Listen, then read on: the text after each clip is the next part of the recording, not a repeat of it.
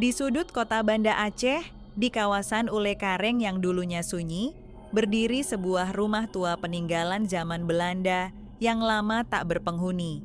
Desas-desus tentang rumah itu selalu beredar di kalangan warga, mulai dari penampakan sosok wanita berbaju putih hingga suara tangisan tanpa sumber. Namun, tidak ada yang benar-benar berani mendekat.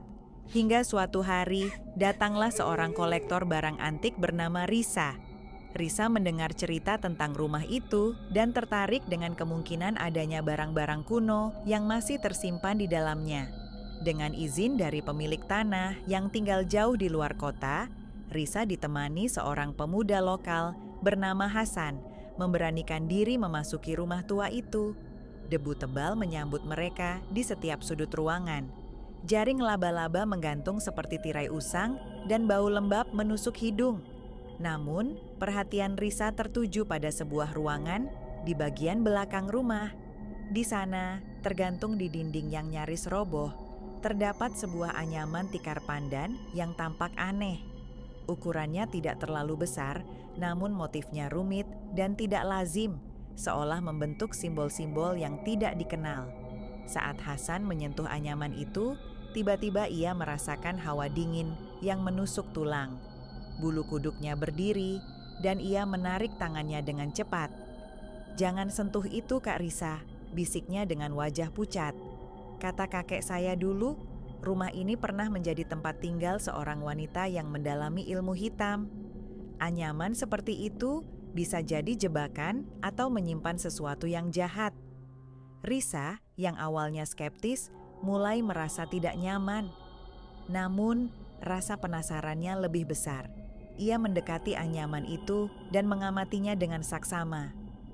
Tiba-tiba, ia melihat ada gerakan halus di antara serat-serat pandan. Seperti ada sesuatu yang hidup di dalamnya, merayap perlahan. Ketakutan mulai mencengkeram hatinya.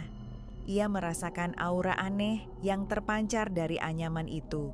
Sebuah perasaan dingin dan mengawasi. Tanpa sadar, tangannya terulur untuk menyentuh salah satu bagian anyaman. Saat jari-jarinya menyentuh permukaan kasar tikar itu, Risa merasakan sengatan listrik yang aneh menjalar ke seluruh tubuhnya.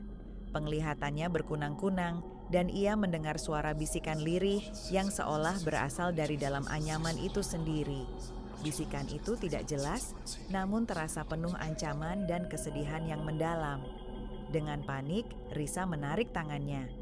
Di telapak tangannya, ia melihat guratan-guratan merah tipis yang membentuk pola serupa dengan sebagian motif di anyaman itu. Rasa perih menjalari kulitnya, dan ia merasakan ada sesuatu yang aneh merasuk ke dalam dirinya. Sejak saat itu, Risa mulai mengalami kejadian-kejadian aneh. Ia sering mendengar bisikan-bisikan di malam hari, melihat bayangan-bayangan bergerak di sudut matanya, dan merasakan hawa dingin yang tiba-tiba muncul di sekitarnya. Guratan merah di tangannya tidak hilang, malah terasa semakin panas dan berdenyut.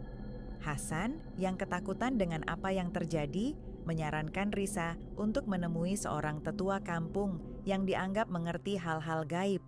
Tetua itu melihat guratan di tangan Risa dan menggelengkan kepala dengan wajah prihatin. "Kau telah menyentuh tenun jiwa dari wanita itu.